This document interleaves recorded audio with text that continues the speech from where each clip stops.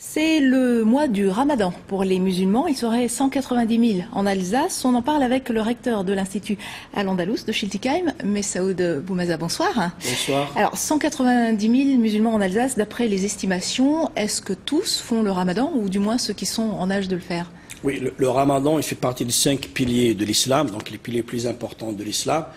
Et nous remarquons que le Ramadan, c'est l'un des piliers les plus respectés aussi par les Français de confession musulmane et bien sûr par les musulmans de notre région. Mais Saoud Boumaza, le Ramadan ne consiste pas simplement à jeûner. Il y a le fait de ne pas s'alimenter, effectivement, c'est ce que l'on retient, mais il y a d'autres interdits aussi.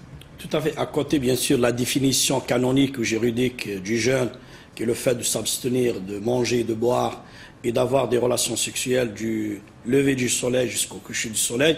Bien sûr, il y a d'autres dimensions, comme le montre bien votre reportage.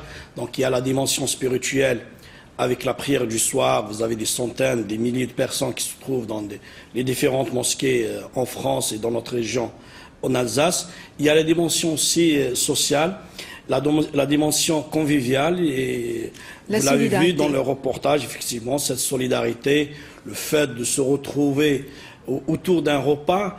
Et ce qui m'a touché, il ne s'agit pas seulement des musulmans qui viennent, mais il y a des personnes qui ne sont pas musulmanes, mais qui viennent pour partager ce repas. Je pense que c'est un moment vraiment de grande convivialité. Du vivre ensemble. Alors, paradoxalement, c'est aussi le moment de tous les excès, de surconsommation. On estime que le budget alimentaire augmente de 30% pendant la période du Ramadan. Comment est-ce qu'on explique ça? Ça ne devrait pas être le cas, effectivement, parce que le Ramadan a une dimension spirituelle. En principe, on s'y détache un petit peu de la vie quotidienne et notamment de l'excès de la nourriture, mais il y a cette dimension qui est la festive, où les gens se trouvent en famille, partagent des repas, et je pense que c'est la raison de cette surconsommation.